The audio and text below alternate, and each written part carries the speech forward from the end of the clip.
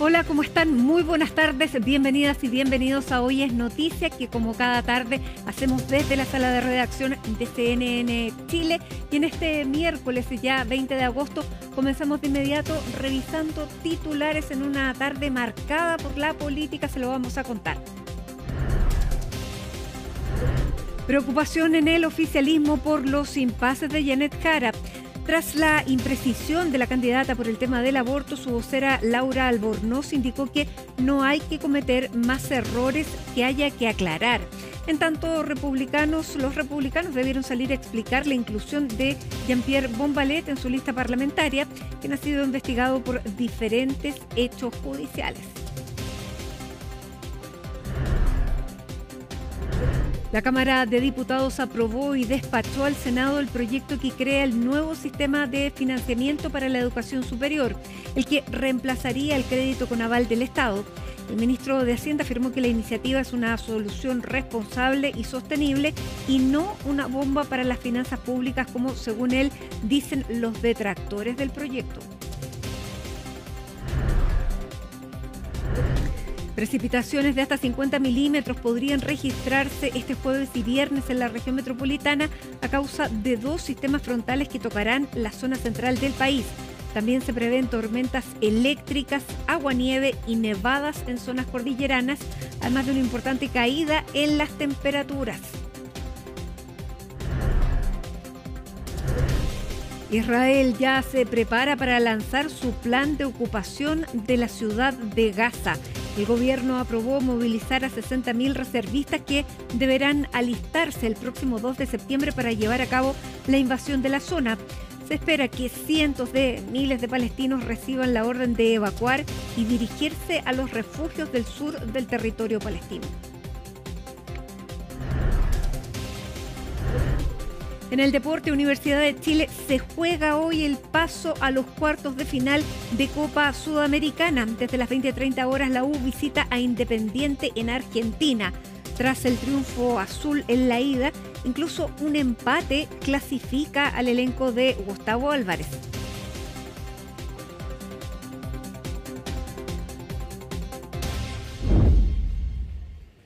Se los contábamos tarde noticiosa y noticiosa sobre todo en el ámbito político. Macarena Román nos trae la última información que precisamente es respecto del gabinete del presidente Gabriel Boric. Hola Maca, cuéntanos qué es lo que ha pasado hace algunos instantes. Hola Mati, muy buenas tardes. Claro, porque renunció, ¿cierto?, el ministro de Agricultura Esteban Valenzuela, quien es militante a su vez de la Federación Regionalista Verde Social.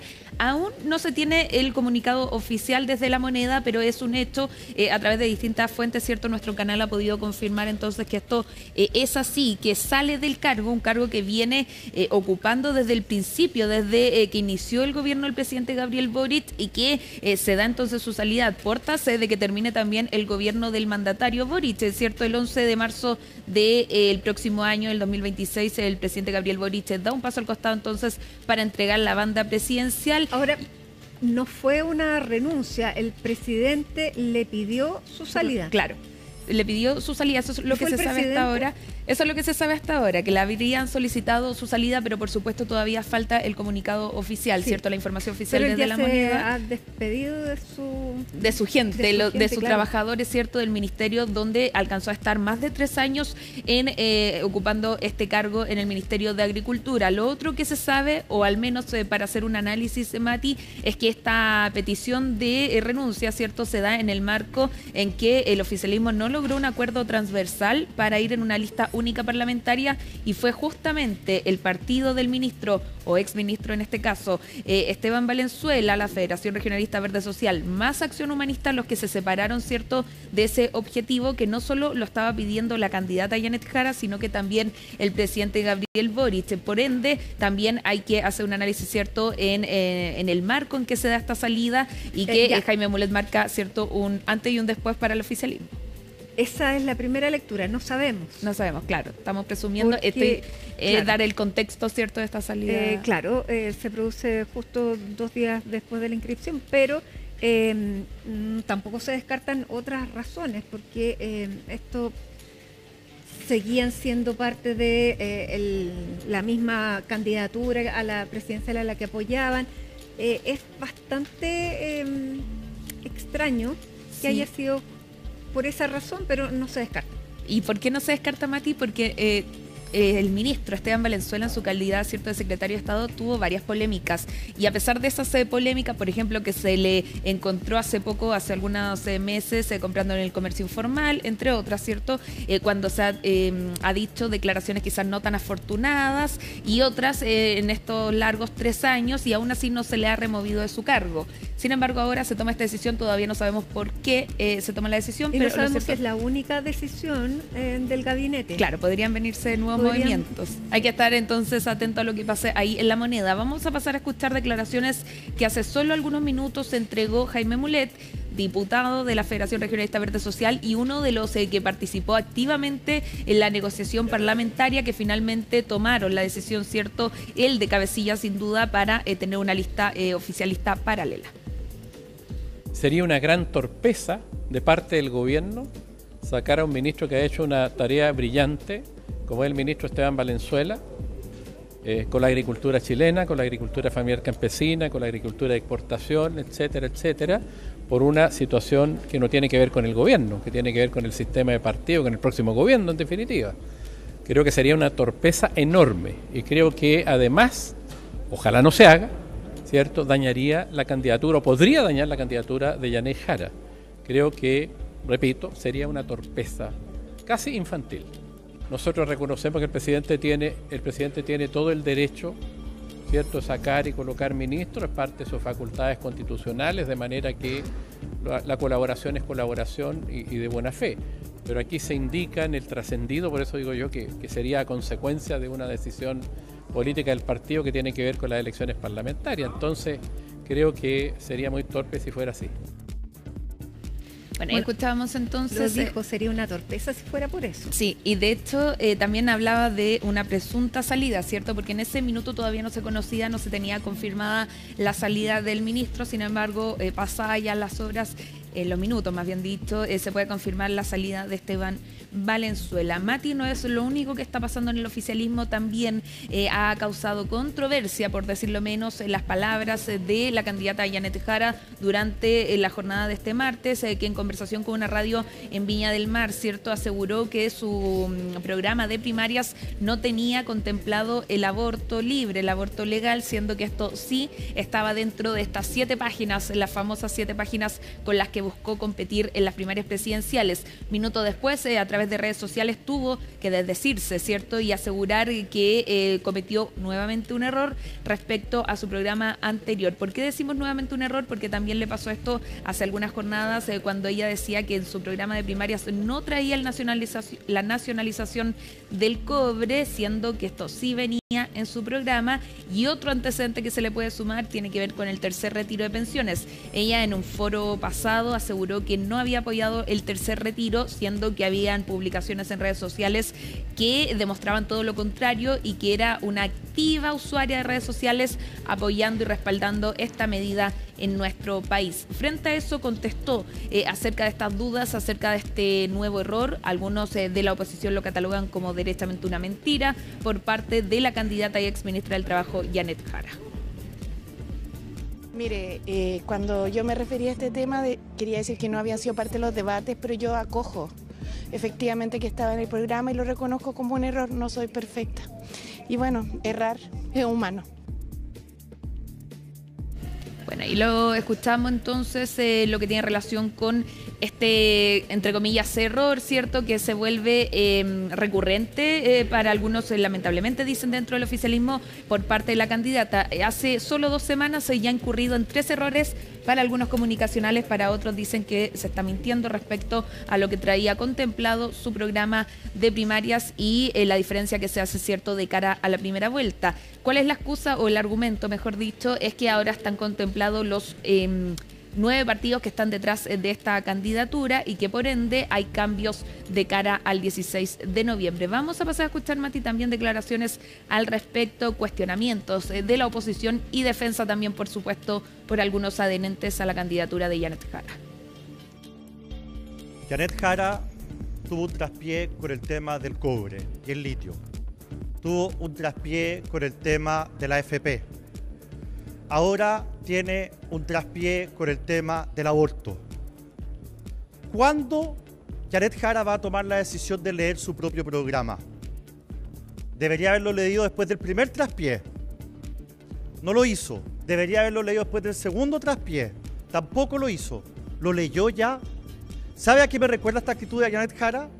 Me recuerda al presidente Boric cuando firma indultos que no lee. Me recuerda al presidente Boric cuando hace una transacción con la casa de la familia Allende sin leer lo que estaba firmando. Ya sabemos para dónde iría un gobierno de Janet Jara. Yo le recuerdo a la UDI que tuvo que mandar a Evelyn Matei a leer el informe RETIC, que creo que es mucho más grave. Yo creo que hay que superar esto de seguir centrado en un programa de primarias que hoy día ya está superado por la vía de los hechos.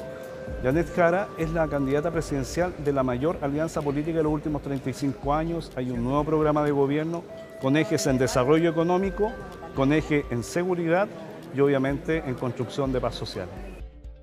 Bueno, ahí le responde con todo Erika Edo, ¿cierto? Cuestionando también a la candidata de Chile Vamos, de Demócratas y Amarillos, Evelyn Matei. Justamente, Mati, nos vamos a quedar con la situación que está pasando en territorio de Chile Vamos, porque el diputado, ahora ex militante de Renovación Nacional, Miguel Mellado, renunció a su partido y entregó el respaldo a el adversario de Evelyn Matei, a José Antonio Kast. ¿Qué dijo Miguel Mellado? Que él no le hacía sentido las palabras, el despliegue que había tenido su candidata presidencial Evelyn Matei y que por ende tiene más concordancia con sus pensamientos, con lo que pasa en la Araucanía, que es el lugar que representa en el Congreso, lo que habla y lo que propone José Antonio Kast. Por supuesto, es una noticia que han tratado de bajarle el perfil desde Chile Vamos, pero que se suma a otros respaldos que pasaron de las filas de Chile Vamos hacia las filas del Partido Republicano. Por ejemplo, el senador Kusanovich, o también lo que pasó con Carlos Larraín, expresidente de RN,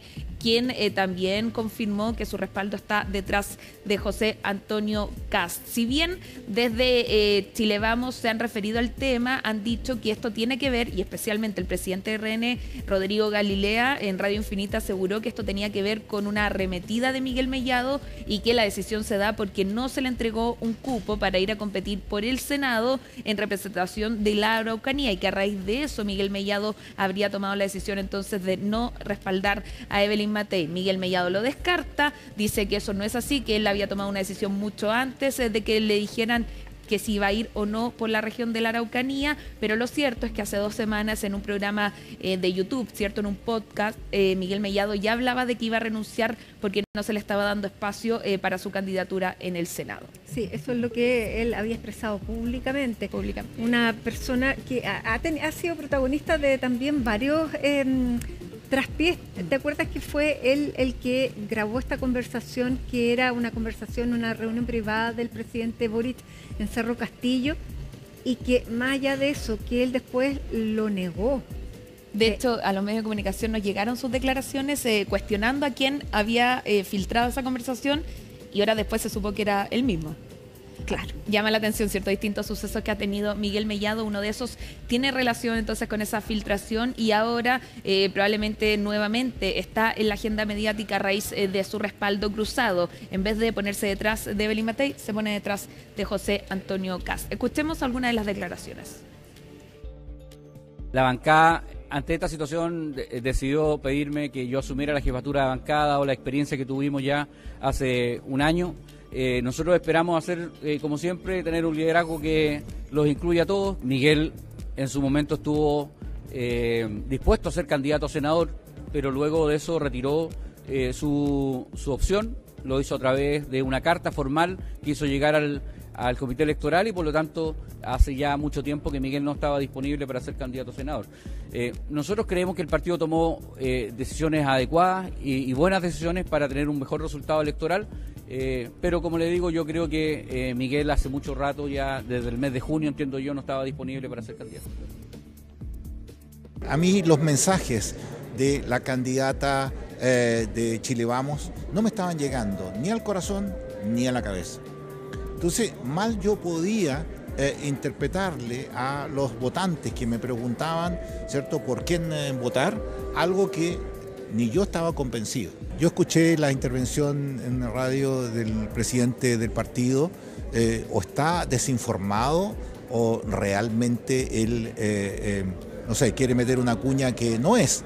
Él estuvo incluso en el almuerzo ayer, me agradeció, están todos los diputados de testigos, me agradeció estos 30 años en Renovación Nacional, me agradeció el trabajo, me dijo que era un diputado trabajador en las comisiones y después sale con esto.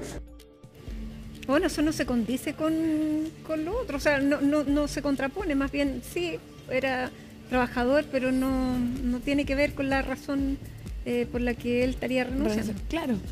Bueno, esos son conflictos que tienen también en las filas de Chile Vamos, porque al menos todas las candidaturas, o al menos las que están posicionadas en los primeros lugares de las encuestas, están teniendo sus propios conflictos. Y de hecho, una de ellas tiene relación con el pacto Cambio por Chile. Hablamos de este pacto que está integrado por el Partido Social Cristiano, por el Partido Republicano y también por el Partido Nacional Libertario, y es que en parte de sus candidatos hay algunos cuestionamientos, principalmente y derechamente por uno que va como independiente por cupo del Partido Social Cristiano. Hablamos de Jean-Pierre Bombalet, hijo, ¿cierto?, del conocido comentarista deportivo Eduardo Bombalet, y que tendría una serie de hechos que son cuestionables, podríamos decir, en relación a enfrentar los tribunales. Uno de ellos tiene relación justamente con que el 2018, y quizás el más importante, ocurrió en 2018, donde Jean-Pierre Bombalet habría amenazado con un arma de fuego a una vecina en el marco de una situación de violencia intrafamiliar entre él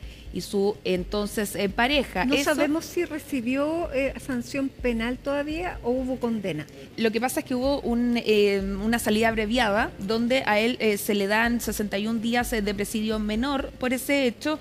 Y finalmente entonces él cumple aquella sentencia y el día de hoy no tiene antecedentes penales y por eso puede ir, ni tampoco tiene prohibición de presentarse a un cargo público, ¿cierto? O de elección democrática, y por eso dicen no tiene impedimento. De hecho, eso dicen desde el Partido Social Cristiano para ser candidato por el Distrito 9. Pero, Mati, hemos intentado durante toda la jornada contactarnos con Jean-Pierre Bombalet, solamente se nos hizo llegar un comunicado, pudimos hablar con él, no de manera ante las cámaras, ¿cierto? Porque él nos decía, el Partido Social Cristiano me prohibió hablar sobre este tema, por ende yo no puedo saltarme las reglas del partido que estoy representando. Lo que sí hicieron llegar es un comunicado que dice y que confirma también que entre los años 2007 y 2018 atravesó una etapa compleja marcada por errores, dice Jean-Pierre Bombalet, personales, y que reconoce plenamente. Dice que quiere dejar en claro que jamás ha sido condenado ni ha perdido sus derechos políticos, porque hablábamos, ¿cierto?, de una salida abreviada a raíz del hecho del 2018. Además, asuma que para quienes se quedan solo con sus errores del pasado, les recuerda que el ser humano es imperfecto por naturaleza y que cometer equivocaciones es algo inherente a nuestra condición. Un poco parecido también a lo que decía Janet Jara, ¿cierto?, que nadie es perfecto y que los errores son parte de cualquier ser humano. Sin embargo, acá estamos hablando de errores que finalmente pudiesen convertirse en delitos porque tuvo que enfrentar a los tribunales. Ahora, pasa también que si una persona tiene una infracción o comete un delito y ese delito lo paga, ¿por qué tiene que seguir pagando para siempre ese delito? O sea, yo no la sé reinserción, si, claro, totalmente. Sí. Una persona tiene la posibilidad de volver, digamos, a tener una vida como hubiera querido. O sea, claro, recordemos que él mismo reconoció que habían pasado muchas cosas en ese periodo, pero claro, también uno se pregunta, ¿ese control de impulso ya lo tiene superado? Bueno, hay muchas preguntas. Sí, y también lo otro que, por ejemplo, preguntábamos en el Partido Social Cristiano, que hasta esta hora, siendo 10 para las 6 de la tarde, no han querido confirmar si eso del 2018 ocurrió o no ocurrió. Dicen que ellos quieren hacer borrón y cuenta nueva, ¿cierto?, con un candidato que en este minuto no tiene antecedentes. Pero lo cierto es que también la ciudadanía, especialmente la del Distrito 9, tiene el derecho a saber, ¿cierto?, la historia de quienes se están postulando para ejercer cargos democráticamente electos, como es en este caso su situación por un cupo en el Distrito 9. Vamos a pasar a escuchar algunas declaraciones, algunos apoyos bien tibios por parte de sus compañeros de pacto hacia el Partido Social Cristiano con la situación que están viviendo a raíz de esta candidatura. los partidos tienen que hacerse cargo de las personas que inscriben en sus listas parlamentarias. En el caso nuestro hemos sido muy cuidadosos de cada una de las personas que van bajo el alero del Partido Republicano a hacer un chequeo. Nunca son infalibles, por supuesto, pero con cada uno de los ejercicios electorales que nos ha tocado vivir el último tiempo, uno va profundizando el nivel de conocimiento, el nivel de información que va adquiriendo de los candidatos. En esta oportunidad son mucho menos que, por ejemplo, digamos, la gran cantidad de candidatos que teníamos el año pasado, así que creemos, digamos, que cada partido tiene que dar explicaciones de las personas que está presentándole a la ciudadanía para eventualmente ser representantes de los vecinos de ese lugar. Todos los candidatos del Partido Social Cristiano fueron correctamente revisados y hoy día Jean-Pierre Bombalé no tiene ninguna causa pendiente, a diferencia del candidato del Partido Comunista que hoy día incluso está con arresto domiciliario. Bueno, escuchábamos declaraciones de Sara Concha, diputada y presidenta, ¿cierto?, del Partido Social Cristiano. Parte también de las declaraciones que al menos nos ha llamado la atención, Mati, que tiene relación, por ejemplo, con la secretaria general del Partido Social Cristiano, Judith Smith, es que nos decían que era una falsa polémica que estaba tratando de cubrir lo que pasaba con Daniel Jadwe, haciendo alusión de que se está tratando de desviar la atención.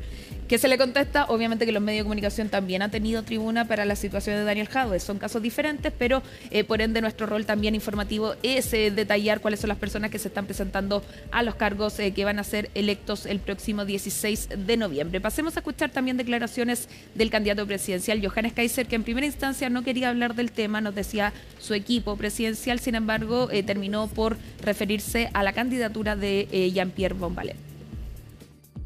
No conozco el caso particular del señor Bombalé, en ese sentido no me puedo pronunciar. Supongo que el CERVEL permitió su candidatura porque no tiene un impedimento. Lo mismo que sucede con el señor Jadwe. En el caso de Jadwe, yo creo que es una muy mala decisión del Partido Comunista. No me cae bien, creo que probablemente, y por algo lo está persiguiendo la Fiscalía, creo que el Partido Comunista no lo debe haber llevado, y si el caso es el mismo con el señor Bombalé, bueno, entonces le tiene que consultar al Partido Social Cristiano cuál fue la base sobre la cual tomó la decisión de llevarlo.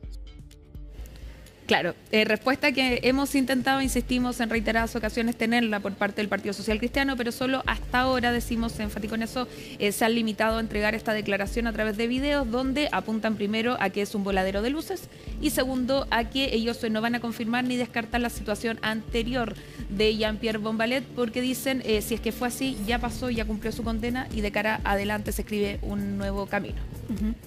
Bueno, vamos a ver, las listas parlamentarias están dando muchísimo que hablar. Se cerraron, pero no se cerró ni la discusión. Hay que ahora zanjar todas las heridas que quedaron en el camino. Recordábamos también con lo que iniciábamos, hoy es noticia, que es la salida del ministro Esteban Valenzuela del Partido Regionalista Verde Social, que sería precisamente por la ruptura de este pacto único al que se pretendía, que es más bien una medida que es por el partido. Sin embargo, hay que esperar todavía que se sepan más detalles de esa razón.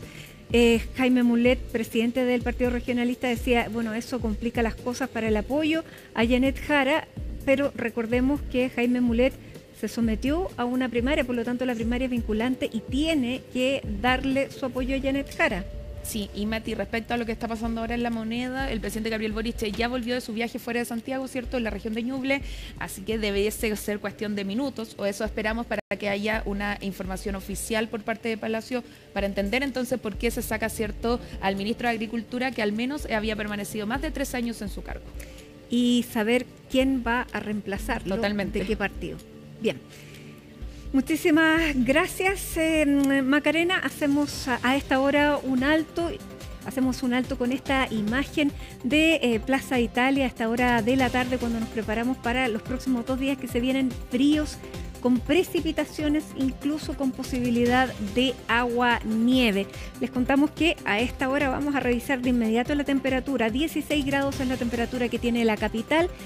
Hacemos una pausa. Al regreso vamos a estar conversando aquí en Hoy es Noticia, aquí en el estudio, con Juan Sutil, integrante del comando de Evelyn Matei. Así que no se vaya, al regreso estamos con esa conversación y mucho más. Ya estamos de regreso en Hoy es Noticia, faltan 2 minutos para las 6 de la tarde, como se los anunciábamos antes de comerciales. Está con nosotros el encargado estratégico de la campaña de Evelyn Matei, el empresario Juan Sutil. Juan, bienvenido a CNN Chile. Muchas gracias, Matilde, por la invitación, con mucho gusto de estar aquí. Bueno, antes de comenzar la entrevista yo le decía, estar en un comando debe ser como estar en un cuartel de bomberos. ¿Cómo ha sido su sensación en estas 2 semanas que lleva? Bueno, yo te diría que los cuarteles de bomberos tienen diferentes etapas, depende de la situación en que uno está, y no siempre están en una situación de un ataque de un incendio. El comando, yo estoy muy contento porque está muy bien estructurado, está con una posición muy positiva, lo hemos reforzado los equipos de comunicaciones, los equipos territoriales. Hemos definido la línea editorial, las propuestas, hemos entregado, inscrito la candidatura, hemos participado activamente de los acuerdos que se llegó los partidos políticos en las listas parlamentarias, que es muy positivo, tanto Chile Vamos con Demócratas como también los acuerdos por omisión que se hicieron con los republicanos, claro.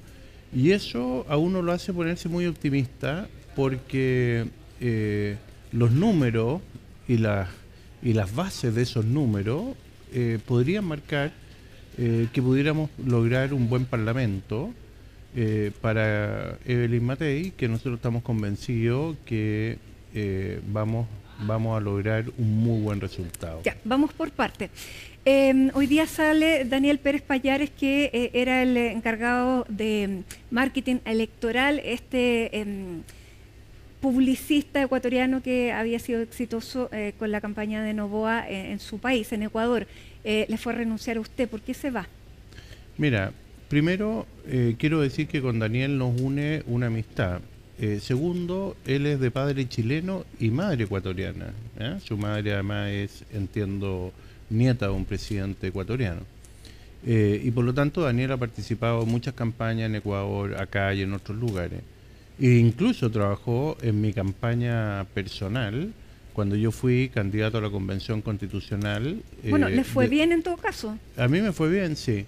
Y la situación es que se produce un hito muy importante, que es la inscripción de la campaña el 18 pasado, y parte una etapa de campaña el día 19 con una estrategia que nosotros le pedimos a él y también a otras agencias que interpretaran lo que estaba pensando, por supuesto, la candidata Evelyn Matei y quienes estamos apoyando esa candidatura, y en este caso a mí me cae la responsabilidad estratégica.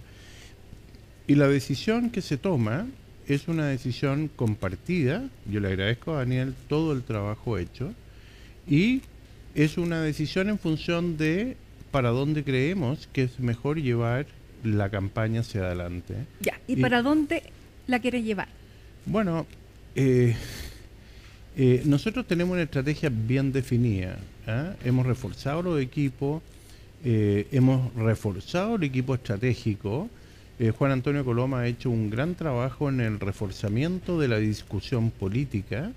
Hemos ajustado también el comité político con menos personas para pasar una etapa que en toda campaña es más operativa, pero sin descuidar lo estratégico.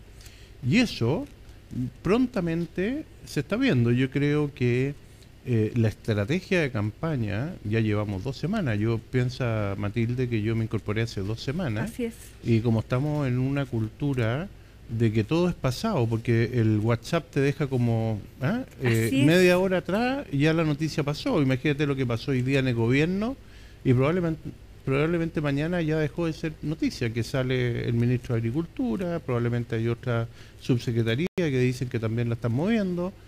¿Qué le pareció eso, ya que lo menciona, la salida? Usted es un hombre del mundo del agro, por lo tanto Esteban Valenzuela es un hombre que que por lo menos lo tenía en el radar. ¿Qué le parece la renuncia que se le pide por parte del gobierno? A mí me parece inoficiosa porque al final a este gobierno le quedan 90 días. Hasta la elección, dice usted. Yo creo que, o sea, ya es un pato cojo, es un mal gobierno, ha sido de los peores gobiernos o el peor gobierno de las últimas décadas que ha tenido este país, y por lo tanto es irrelevante lo que pase con el gobierno en estos próximos 90 días. Entonces, hacer un cambio, y Esteban Valenzuela, no siendo una persona experta en agricultura, pero fue alcalde de Rancagua, fue diputado por una zona rural, no ha hecho un mal ministerio. Ahora, yo he discrepado con él públicamente porque considero que él está en una línea más bien técnica, preocupado por la agricultura, especialmente los pequeños productores, y ha tenido opiniones políticas que me parecen que son inadecuadas y declaraciones muy desafortunadas, pero eso no significa que él no haya hecho un buen ministerio. Entonces, me parece que a esta altura del partido, dar una señal política, como diciendo, váyanse porque se firmó este pacto, o porque yo venía escuchando las radios, Sí. Cuando venía para acá, y las radios interpretaban como que esto era una pataleta presidencial, entonces vamos sacando a toda la gente de los regionalistas verdes. Claro, una decisión presidencial precisamente por esa postura que había tomado el Partido Regionalista. Claro, pero Social. es una señal cuando ya está ahí agónico, entonces, ¿qué valor tiene? Vamos a ver qué trae, pero el tema de las listas parlamentarias sigue dejando consecuencias. Ahora, estábamos en los números. Usted lleva 2 semanas en la campaña de Evelyn Matei. ¿Cuándo debiéramos comenzar a ver resultados? Porque le cito las últimas encuestas de este fin de semana. La CADEM le da un 29% a José Antonio Kast, Jara un 25%, en tercer lugar Evelyn Matei. La encuesta Criteria tiene a Kast también arriba, 29%, Jara empatada, Matei 15%. Pulso Ciudadano pone a Jara por sobre Kast con un 26%, luego Kast con un 21%, y ya más atrás todavía Evelyn Matei. ¿Cuándo usted espera que esta tendencia comience a cambiar? Bueno, mira, yo te quiero hacer un análisis. Mira lo que pasó en Bolivia con el candidato Paz, ¿ya? Por otro lado, las encuestas más serias, o quizás la encuesta más veraz que hay en Chile, es el CEP. El CEP dice que el 39% de los chilenos es gente de centro. Dice también que hay una cifra cercana a 20% de gente un poco amorfa, que no se define con nada, y hay un 13% de izquierda dura y un 17% de derecha dura. La propuesta de la campaña de Evelyn Matei es una propuesta muy amplia, que se va a empezar a ver ya esta semana. Evelyn partió la campaña en Arica, mañana... Dicho eso, ¿usted no le cree a las encuestas porque fallan o ve una intencionalidad? No, ninguna. Mira, esto es como el voto voluntario. Cuando tú tienes una elección con voto voluntario, normalmente lo que participa en la elección son posiciones más marcadas, como ha ocurrido en la última elección del presidente Boric con José Antonio Kast. Pues bien, esa fue una elección con 8 millones y tantos votantes. Lo que nosotros vimos en la campaña cuando se rechazó el primer proyecto constitucional con voto obligatorio fue un 62% que rechazó un proyecto constitucional, y posteriormente hubo otra elección donde nuevamente una mayoría importante rechazó el segundo proyecto constitucional de posiciones que son más bien extremas, ¿no es cierto? Y eso te va indicando que hay un grupo muy importante de chilenos y chilenas que tienen una aspiración distinta. Y yo creo que lo que se va a ir dando, si nosotros viéramos una encuesta de personas que estén obligadas o no obligadas, probablemente habría gente que no está dispuesta a contestar una encuesta telefónica o no está dispuesta a contestar una encuesta a través de un WhatsApp o de un correo electrónico, y probablemente en ese caso quizás los números marcarían algo distinto. Yo lo que veo es que Evelyn Matei tiene una atracción muy importante. cuando recorre las calles, cuando recorre las ciudades, cuando recorre el país, cuando recorre Santiago, es una cosa impresionante. Y pienso que ese voto va a estar presente al final de esta carrera. Y usted como jefe estratégico, ¿por qué la gente debiera votar por Evelyn Matei y no por José Antonio Kast? Mira, por varias razones. Primero, la propuesta de Evelyn Matei es una propuesta mucho más integradora. Y te voy a poner un ejemplo. Los mejores momentos de la historia de Chile, del punto de vista político, fue el término del gobierno militar dictatorial, ¿no es cierto? Para mí no es una dictadura, porque las dictaduras se perpetúan en el poder, el gobierno fue dictatorial y terminó. Y eso fue una salida negociada, espérame un segundo, una salida negociada democrática. Y posteriormente viene todo un periodo en que viene el florecer de Chile. Ya, pero eso, el tema de la dictadura no es menor, o sea, no, fue por una supuesto, dictadura. por supuesto, yo no estoy diciendo nada contrario. Okay. Estoy poniendo un escenario en cómo se negoció, no estoy calificando, estoy diciendo cómo se negoció, cómo permitió volver a la democracia, y eso fue ejemplar, porque normalmente tú de las dictaduras sales a través de una revolución o a través de un problema como lo tiene Venezuela hoy día, por ejemplo. Entonces, cuando tú... como en España. Exacto. Y cuando tú miras la realidad es que pasamos prácticamente 3 décadas de crecimiento, de oportunidades, pasamos de 100.000 alumnos universitarios a más de 1 millón, pasamos a generar una clase media importante, pasamos a derrotar la pobreza, que era del orden del 70%, y llegamos a menos del 10%. Ya, ¿y cuál es el mensaje fácil para la gente? Está bien, pero bueno, este es un programa que lo ve gente más bien política, entonces va a entender lo que estoy diciendo. Y esos acuerdos, Evelyn Matei fue pieza clave. Parte del crecimiento fue clave. Y por lo tanto, Evelyn tiene la capacidad de convocar, tiene la capacidad de gestionar, porque fue una buena diputada, una buena senadora, una buena alcaldesa y una excelente ministra. Y tiene atributos muy importantes. Lograron junto al presidente Piñera generar 1 millón de empleos. Entonces, hay una propuesta que va para construir una amplia mayoría que requiere de amplios acuerdos, porque este país... Ya, y José Antonio Kast no llega a acuerdo. José Antonio Kast tiene posiciones mucho más categóricas, que quizás no va a poder convocar todos esos acuerdos, porque se requiere también una amplia mayoría en el Congreso. ¿Y para qué decir la situación de Janet Jara, que representa, a mi juicio, la continuidad de este gobierno? Vamos a hablar de Janet Jara en particular. Y representa una ideología que ha fracasado en la historia del mundo. No hay país comunista en el mundo o país socialista real que no haya repartido pobreza, hambruna, desesperanza, miedo, temor. China. Entonces, China. La situación de China, fíjate que es bien curiosa, porque tiene una economía absolutamente abierta y tiene como una suerte de dinastía. Y esa dinastía es, por supuesto, el poder político comunista. Claro. O más bien socialista, ellos se definen como socialistas, una república socialista, y que tiene un poder político que le impide, por supuesto, la libertad a mucha gente.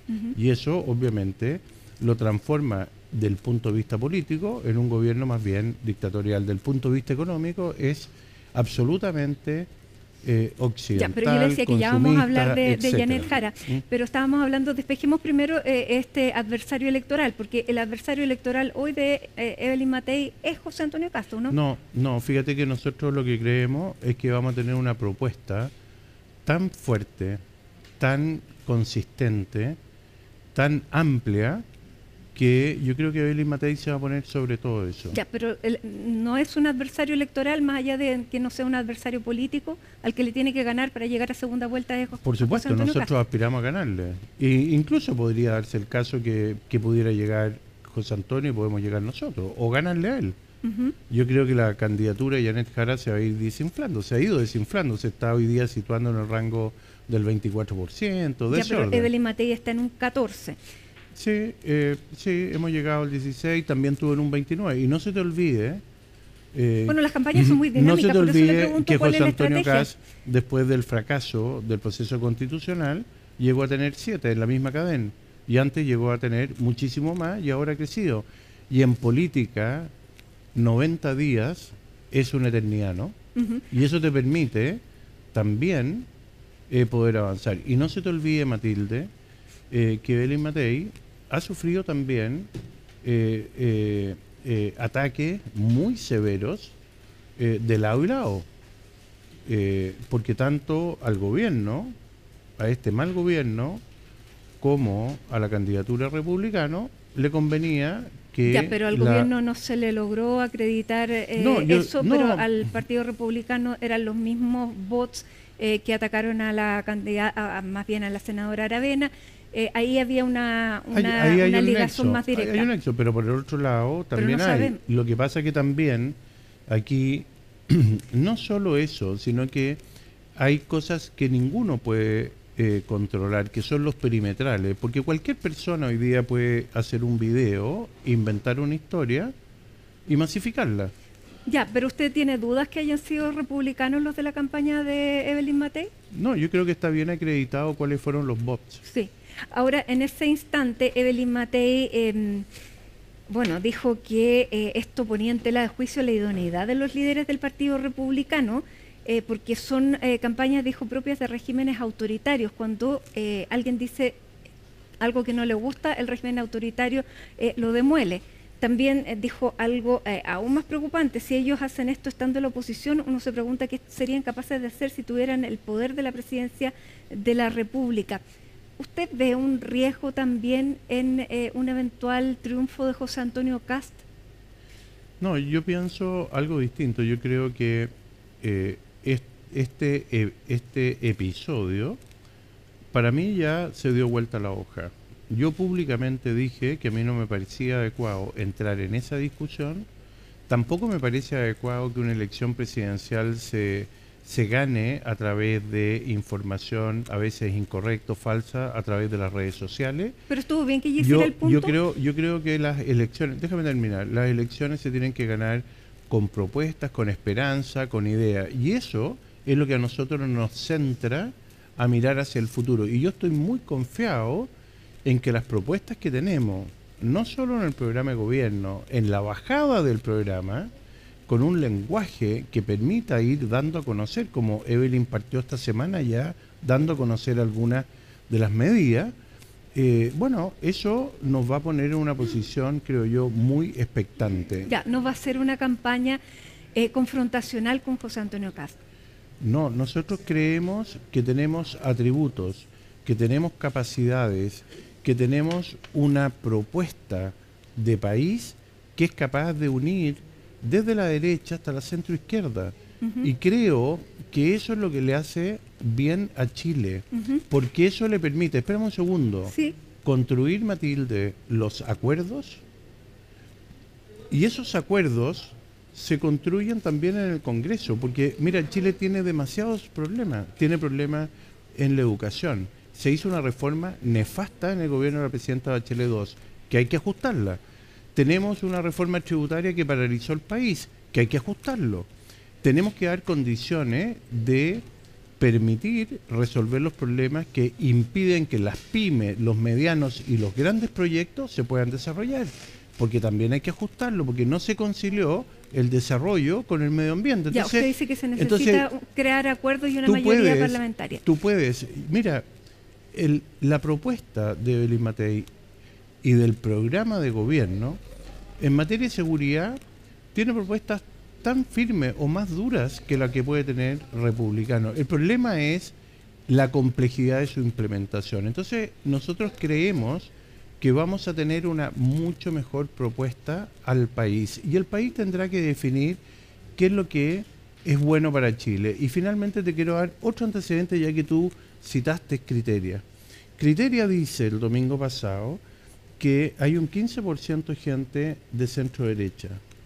Dice que hay un 14% de gente de centro y hay otro 15% de gente de centro izquierda moderna, ¿no es cierto?, que no tiene no tiene dificultad ni ningún complejo con el derecho a la propiedad, con el emprendimiento, con los mercados abiertos, con el desarrollo, como fue el gobierno del presidente Lago o el presidente Frey, ¿no es cierto? O el presidente que permitieron eso, incluso el presidente Piñera y la presidenta Bachelet, que estuvo contenida en su primer gobierno, que en su segundo gobierno, a mi juicio, provocó el colapso de Chile. Entonces, yo digo, esa capacidad de convocatoria amplia, diversa,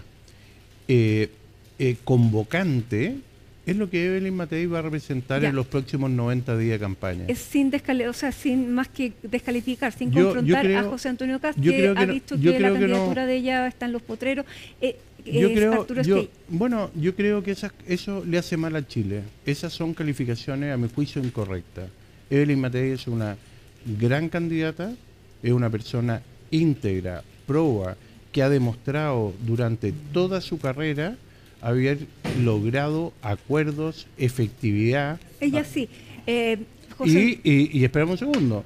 Y también un equipo muy potente en todas las áreas. Cualquiera sea el resultado de esta elección del 14 de noviembre, José Antonio Cast, ¿usted cree que está dispuesto a votar por Evelyn Matei? Pero Evelyn Matei todavía no ha dicho si ella está dispuesta a votar por José Antonio Cast. ¿Usted cree que debiera haber un acuerdo primero? Ella lo que ha dicho es que se pone en el escenario de que vamos a ganar. Sí.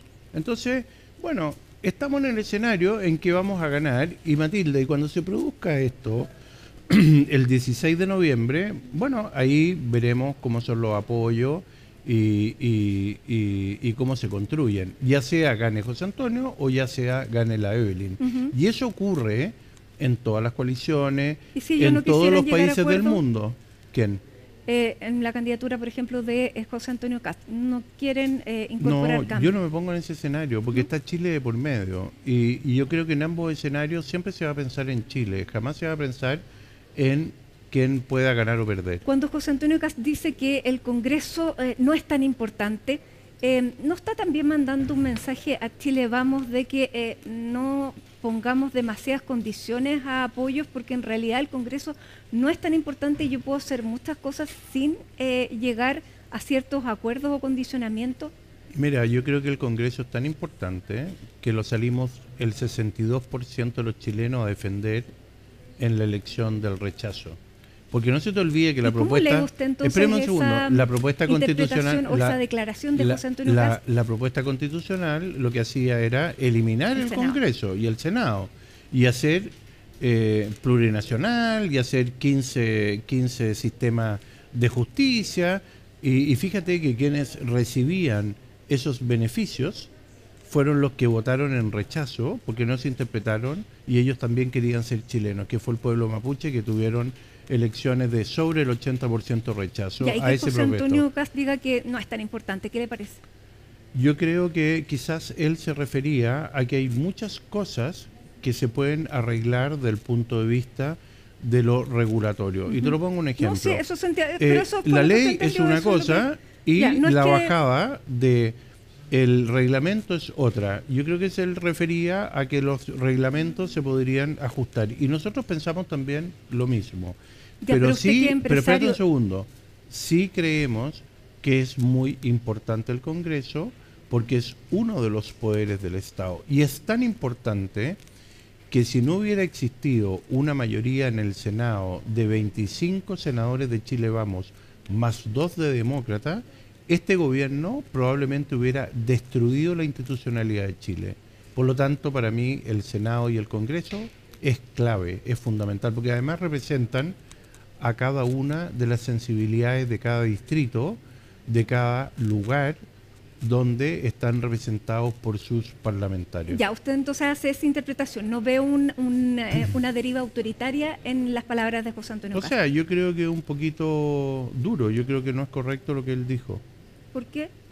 Porque a mí me parece que el Congreso y el Senado es importante, el Poder Legislativo en Chile es importante, y creo que los gobiernos no pueden gobernar vía decreto, porque se agota. Hay que llegar a acuerdo, porque el país necesita reformas importantes. Mira, Te voy a poner un ejemplo. Ya, pero usted ha visto que no ha querido llegar a acuerdo en nada de lo que le ha propuesto usted. Ustedes han llegado con flores, han llegado con todo, y no pasa nada pero mira, con Republicano. te voy a poner un ejemplo. Este gobierno liderado por el presidente Boric, con la Camila Vallejo y muchos de ellos bailando cuando rechazaban todos los proyectos de seguridad, fíjate que tuvo que terminar poniéndose de acuerdo para poder lograr la ley de usurpaciones, la ley de robo de madera, la ley Naín Retamal, la ley de terrorismo, la ley de usurpaciones. Y bueno, yo creo que esas leyes son fundamentales. La Araucanía cambió. La Araucanía, cada predio tenía una bandera de usurpación o de reclamación. Hoy día no existen esas banderas. Ya, había un robo generalizado de madera. Teníamos al señor Yaitul diciendo que el robo de madera, que para él no era robo, financiaba los fierros. Esta es una declaración de él, no es nuestra. Sí. Entonces yo digo, ojo. ¿Ha habido avance entonces también en este gobierno, no? Bueno, es obvio. O sea, este gobierno fracasó el 4 de septiembre para el rechazo y se acabó ese gobierno. Mira, se acabó el gobierno. Yo lo dije esa noche al día siguiente. Y puedes buscarlo, porque había gente de CNN, y yo dije, el eje político y el poder ya no está en el gobierno, está en el Congreso.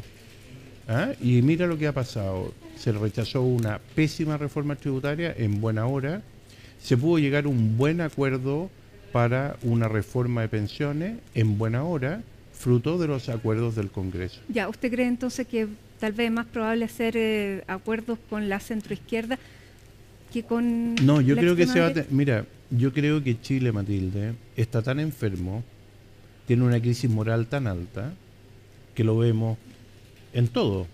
Tenemos hoy día una contralora que sí está haciendo la pega, y lo vemos en los abusos que se han cometido en las licencias médicas, lo vemos en que hay un tráfico de remedios que se venden en las ferias libres. Tenemos camiones que pasan todos los días con cigarrillos. La mitad de los cigarrillos de este país son de contrabando. Tenemos algunas infiltraciones hasta en las Fuerzas Armadas y Carabineros con el tráfico. Tenemos un tremendo amenaza de los crímenes organizados, el narcotráfico, la inseguridad. Ya. ¿Y qué es lo que necesitamos? Bueno, eso lo tenemos que atacar con mucha fuerza. Evelyn Matei lo tiene así de claro. Y también tenemos que pensar en el sueño país, en quien quiere comprarse una casa, en quien quiere llegar tranquilo a su hogar, el que quiere caminar por la calle de noche, el que quiere que no hayan rejas. Nosotros creemos que las cosas se arreglan sin las rejas. Y Juan, tenemos que ir avanzando. Para terminar con el tema del sector y la derecha propiamente tal, ¿usted sí votaría por José Antonio Kast? Bueno, tú me lo preguntaste, yo lo contesté hace mucho rato en Tolerancia Cero, y me pusieron un escenario de Kaiser, Toá o Janet Jara, y yo dije voto en blanco, y en segunda vuelta mi candidata es Evelyn Matei, y en segunda vuelta, si llegara a ganar José Antonio, por supuesto yo voy a votar por él y no voy a votar jamás por Janet Jara. ¿Qué opina de Janet Jara? Porque usted cuando era presidente de la CPC tenía una buena relación con ella, yo recuerdo eso. Hasta hoy día yo la tengo, y le tengo mucho respeto. Yo creo que una mujer que reúne muchas condiciones. Logramos el acuerdo en la ley de las 40 horas, o sea, esa ley, mira lo que fue. Ella, la propuesta de reforma de pensiones era para tirarse al precipicio. Querían estatizar, querían borrar el sistema de ahorro de pensiones, querían centralizarlo.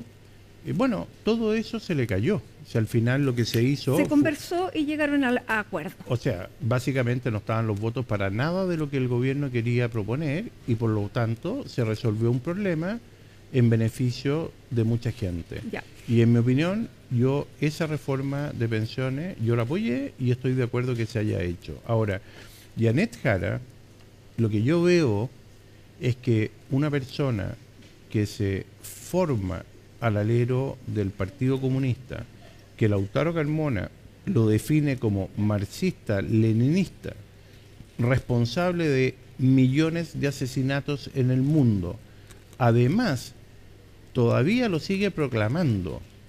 Y pero Janet usted Jara, ve igual a Janet Jara que a Lautaro Carmona. Está bien, pero espérate un segundo. La Janet tiene 51 años, o sea, tiene 36 años de militancia. No parece muy veraz de que ella hoy día represente a la socialdemocracia. Ya, pero cuando negociaba con usted, ¿era la misma Janet Jara que vemos ahora? Bueno, habían dos posiciones. Cuando partió este gobierno, era una posición de mucha arrogancia, porque ellos estaban convencidos que iban a ganar el proceso constitucional y que iban a poder hacer una refundación de este país. Iban a refundar Carabineros, iban a refundar las todo pensiones. eso ya no ocurre. Bueno, entonces se produce el rechazo. Se produce que hay una mayoría en el Senado que pone mesura. Por lo tanto, este gobierno se ve obligado a buscar acuerdos, a avanzar en materias de seguridad, y de lo contrario, incluso podría haber caído, porque al final llama al socialismo democrático a salvar los muebles. Y esa es la verdad, porque el proyecto del Frente Amplio y el proyecto del Partido Comunista fracasó. Ya, yo ayer estuve acá sentado donde mismo está usted, Osvaldo Rosales, que integra el equipo económico de Janet Jara. Él hablaba de crecimiento, de mercados abiertos, de libre competencia, lo mismo que me estaba diciendo usted. En el Partido Comunista, en el sector de Lautaro Carmona, dicen que el programa económico de hoy de Janet Jara es un programa que está hecho para la CPC.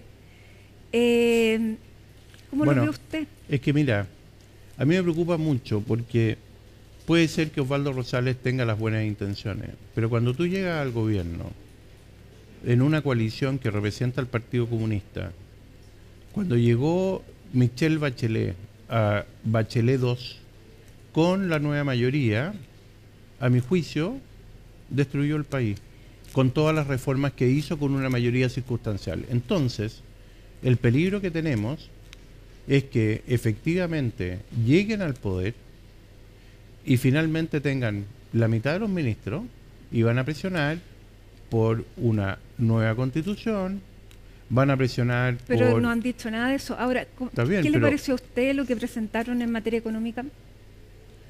Mire, yo tengo una mirada en que la libertad, en que el emprendimiento, en que los mercados abiertos, mercados que ellos no los querían, acuérdate que no querían firmar el TPP-11. Pero había pusieron ahora al zar de los tratados de libre comercio, que es Osvaldo Rosales. Bueno, pero mira, los ministros, los gobiernos los pueden cambiar, ¿no?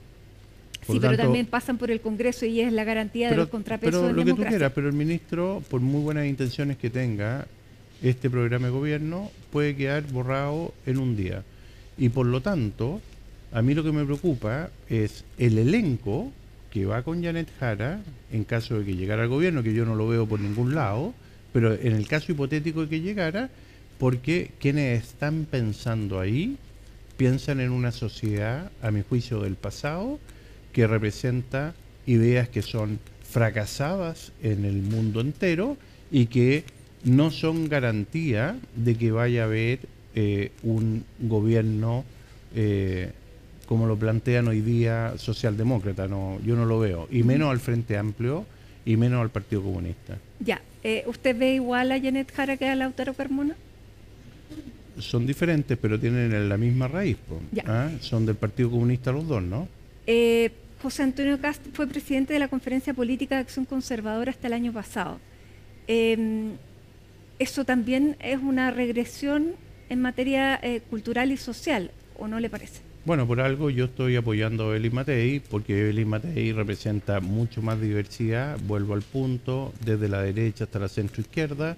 Creo que lo mejor que ocurrió en la historia reciente del país, hasta que lo interrumpió el gobierno de la presidenta Michelle Bachelet II, es precisamente una política que permitió acuerdos, avanzar en materias sociales, avanzar en crecimiento, en desarrollo, y Evelyn Matei y quienes estamos con ella creo que tenemos no solo la diversidad de lograr esto, sino los mejores equipos y las capacidades de haber llegado a entendimiento muchas veces. Ya, muchas el mensaje de todas estas personas. dijo, no me está llegando, yo me voy y me voy a apoyar a José Antonio Kast, palabras de Miguel Mellado, diputado, que era nada menos que el presidente de la bancada de los diputados de Renovación Nacional.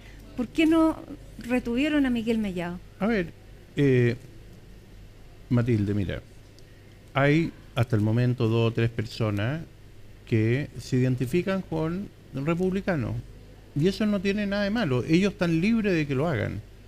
Hay otras personas que eran de republicanos que hoy día se identifican con Evelyn Matei. Cecilia Cifuentes trabajó en el programa de gobierno de José Antonio Kast, hoy día está trabajando con nosotros en el programa de gobierno.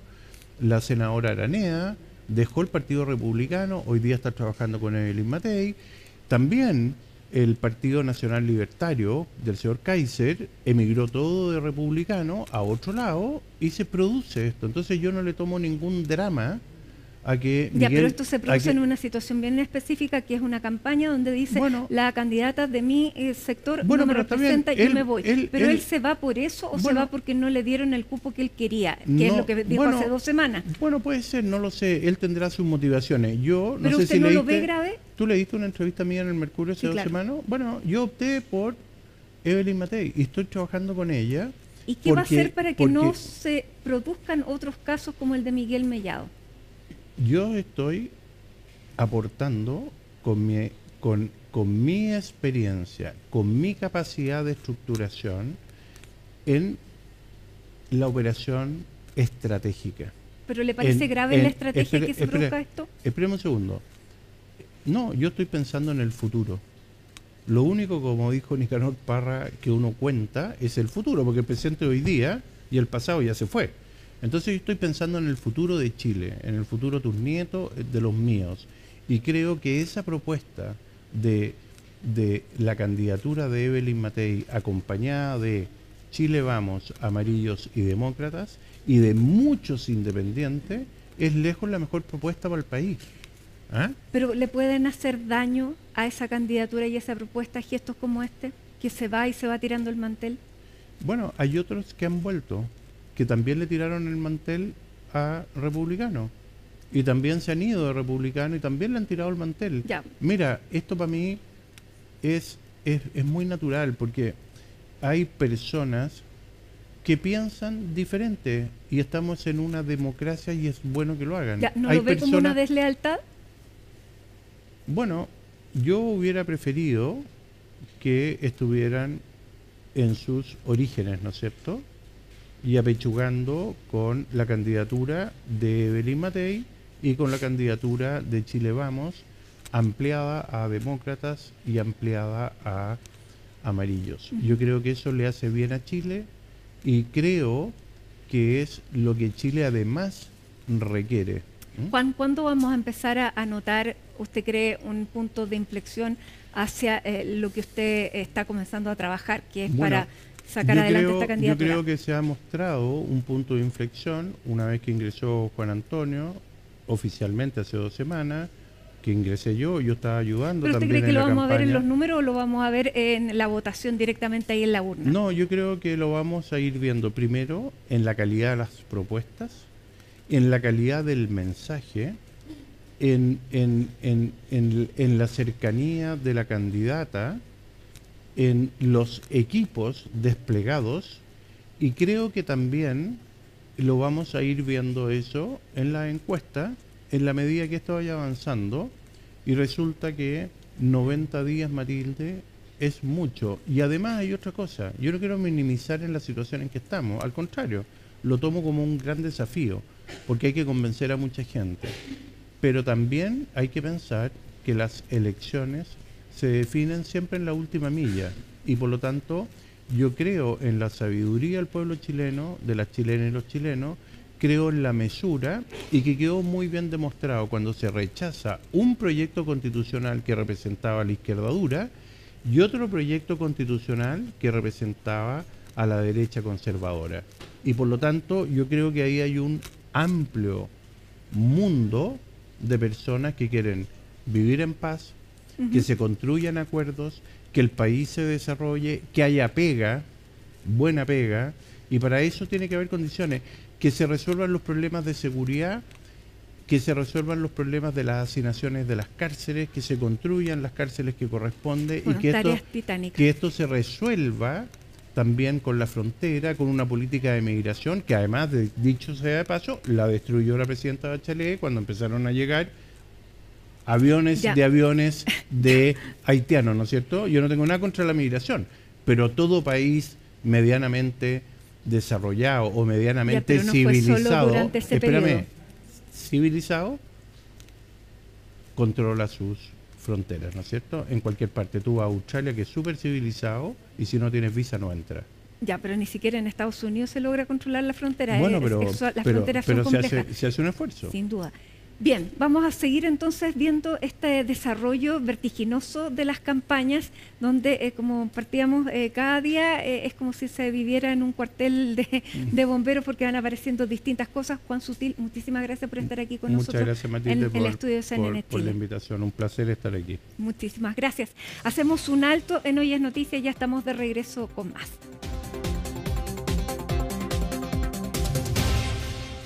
Estamos de regreso en Hoy es Noticia. Les contamos que la Fiscalía pidió 10 años de prisión para la diputada del Frente Amplio, Catalina Pérez. Vamos junto a Miguel Ángel Araya para conocer cuáles son los cargos que se le están presentando y cuál es el futuro que podría enfrentar la diputada. ¿Cómo estás, Miguel Ángel? ¿Cómo estás, Matilde? Muy buenas tardes, un gusto en saludarte a ti y a quienes nos ven a esta hora. Claro, porque durante esta jornada se ha conocido que la Fiscalía Regional de Antofagasta ha tomado una decisión clave en el caso Democracia Viva. Se trata del ingreso de la acusación en contra de todos los imputados que están implicados en esta investigación, pero también en otras aristas. Recordemos que hace unos meses atrás se han unificado algunas de las causas que estaban en poder de la Fiscalía Regional de Antofagasta, liderada por el fiscal regional Juan Castrovecchios. ¿De qué se trata? Del caso Democracia Viva, pero además también esto reúne los casos de las fundaciones Fibra, Fundación Fusopo y Fundación Tomarte. Todas estas van a ser llevadas entonces a un eventual juicio oral por la que ya se ha ingresado esta acusación en contra de las personas que son investigadas en calidad de imputados. Entre ellos, tú lo decías, Catalina Pérez, la parlamentaria ex militante de Revolución Democrática y también del Frente Amplio. El Ministerio Público está solicitando una pena de 10 años de cárcel por estos 3 delitos de fraude al fisco reiterado que se le están imputando a la parlamentaria. Consideremos que ella se ha visto salpicada con este caso por su relación en aquel entonces con Daniel Andrade, quien era su pareja, pero también el representante legal de la Fundación Democracia Viva. Entonces se veía tanto perjudicada o al menos implicada también por su militancia en Revolución Democrática. Daniel Andrade también era militante de aquel partido y también lo era Carlos Contreras, Seremi de Vivienda, ex Seremi de Vivienda Antofagasta, que también está siendo imputado y acusado por este caso de Democracia Viva, un caso que dio origen a todo el caso convenios o caso fundaciones, como también se le ha llamado. Pasemos a escuchar declaraciones del abogado Pablo Tolosa, quien es abogado querellante en representación de la UDI en el caso Democracia Viva. El Ministerio Público ha presentado la acusación fiscal que anunció al momento del cierre de la investigación. Esta acusación corresponde por 2 delitos. Uno, de fraude al fisco y de lavado de activos. Las penas solicitadas a los intervinientes son penas superiores a los 10 años y un día. Estamos conformes con esta calificación, como también la pena solicitada tanto a Carlos Contreras, Daniel Andrade, Pafuica y la desaforada diputada Catalina Pérez. Esta ha sido una investigación larga. Llevamos 2 años desde que esta parte querellante presentó la primera acción. Nos adhiremos a esta acusación, como también a las penas solicitadas, porque es un delito de la mayor gravedad. Bueno, Matilde, lo decíamos, en esta causa no solamente está siendo acusada Catalina Pérez en su rol de parlamentaria y también el rol que habría ocupado o realizado para la firma de estos 3 convenios entre la Seremía de Vivienda y la Fundación Democracia Viva por 426 millones de pesos. A quien también se le está pidiendo una pena de 10 años de cárcel es a su expareja, Daniela Andrade, pero en el caso de Carlos Contreras, ex Seremi de Vivienda de Antofagasta, y Paz Fuica, ex concejala de Antofagasta, que también habría realizado labores en paralelo al interior de la Seremía, se están solicitando en suma 35 años de cárcel por cada uno de los delitos de fraude al fisco que se le están imputando y acusando en esta ocasión. Conversamos con el abogado defensor de Daniela Andrade respecto a la pena que se le está solicitando a su representado. Él dice que acá el Ministerio Público comete un grave error en darle la calidad de funcionario público a Daniela Andrade y ligarlo esto al delito de fraude al fisco. Ellos dicen que esa agravante no debería concretarse por parte del Ministerio Público y por lo tanto la pena que podría llegar a aplicarse en contra de Daniela Andrade podría ser mucho menor, además de sostener hasta el día de hoy que él es inocente y que además ha colaborado intensamente con la indagatoria. Escuchemos aquellas declaraciones del abogado Diego Sportman.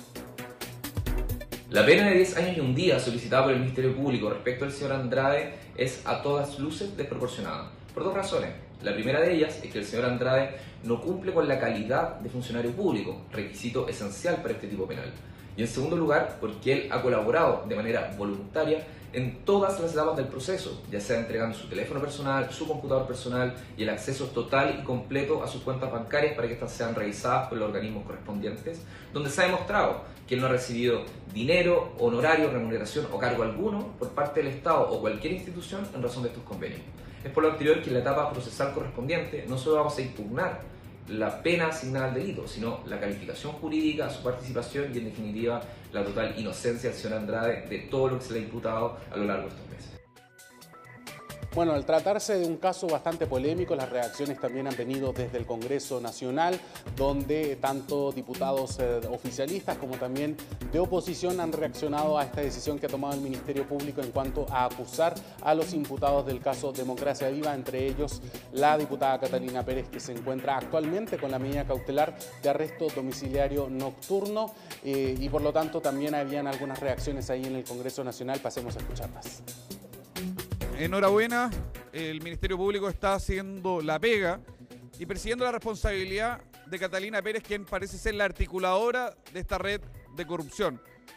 Como querellante me tocó estar muy encima de este caso y ver cómo los distintos puntos se siempre cruzaban con Catalina Pérez. Hubo una defensa corporativa del Frente Amplio a Catalina Pérez, ella en este mismo espacio dio sendas declaraciones, pero la verdad quedaba a la vista y por eso el Ministerio Público la persigue con bastante dureza y que esperamos que llegue a puerto y que pronto haya pronunciamiento de los tribunales. Yo creo que esto demuestra que detrás de Democracia Viva y de Procultura y otras organizaciones que han estado dispuestas para mal usar recursos públicos, hay una estructura pensada ideológicamente. A mí no me corresponde ser una comentarista de los dictámenes, fallos, procesos de la justicia. Yo soy muy respetuosa de la separación de poderes, pero me parece bien que la justicia haga su trabajo. Lo importante acá es que el Frente Amplio ha tenido una respuesta contundente. Cuando hubo personas que se involucraron en estos hechos gravísimos, en hechos de corrupción, se les apartó de nuestras filas. No se mantuvo, no se metió bajo la alfombra, porque el Frente Amplio se hace cargo de cara a la ciudadanía, de frente, de estas situaciones, no las metemos bajo la alfombra. Nosotras y nosotros tenemos un alto estándar de transparencia y probidad y lo vamos a seguir teniendo y así lo hemos hecho en este tipo de situaciones que creo que elevan el estándar de la política, porque insisto, no lo metemos bajo la alfombra como lo hace la derecha con estos casos.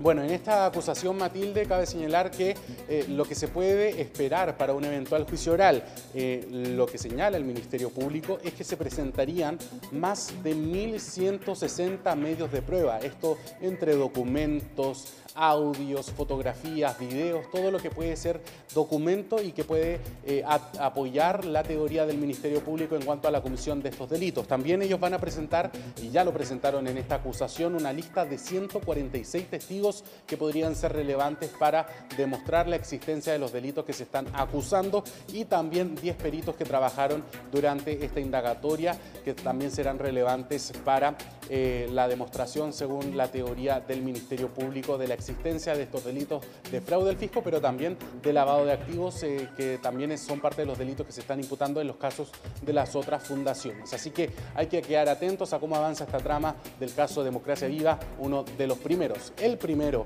que dio origen al caso Convenios y Fundaciones. Muchísimas gracias, Miguel Ángel. Miguel Ángel ahí Araya con la información judicial. Y a esta hora vamos a conocer lo que depara el informe del tiempo para las próximas 48 horas, en que se anuncian precipitaciones de agua y nieve para la región metropolitana y parte del sur de nuestro país. José Miguel Mardones nos va a ampliar este pronóstico, así que ponga atención para lo que se viene para las próximas horas. Hola, José Miguel. ¿Cómo han estado? Nosotros en el estudio de CNN Tiempo monitoreando lo que se viene durante las próximas horas. La inminente llegada de un sistema frontal con río atmosférico categoría entre 1 a 2 y que trae consigo también, además de las precipitaciones, bajas temperaturas, lo que dejaría otras consecuencias que no estamos acostumbrados a ver generalmente en zonas como el centro de nuestro país. Queremos profundizar, vamos a hacer un adelanto de lo que vamos a presentar esta noche en CNN Tiempo, y para ello estamos en compañía de nuestra amiga colaboradora de CNN Tiempo, Laura Batista, meteoróloga de Meteorred. Laura, ¿cómo has estado? ¿Qué tal? Bienvenida. Conectamos a esta hora con el informativo de CNN Chile. ¿Qué se viene para las próximas horas, Laura? Eso, vamos a hablar al respecto del sistema frontal. Ya tú venías mencionando lo que es asociado a un río atmosférico categoría 1 a 2, que lo que va a hacer es que va a llegar ya con su banda frontal a la zona central.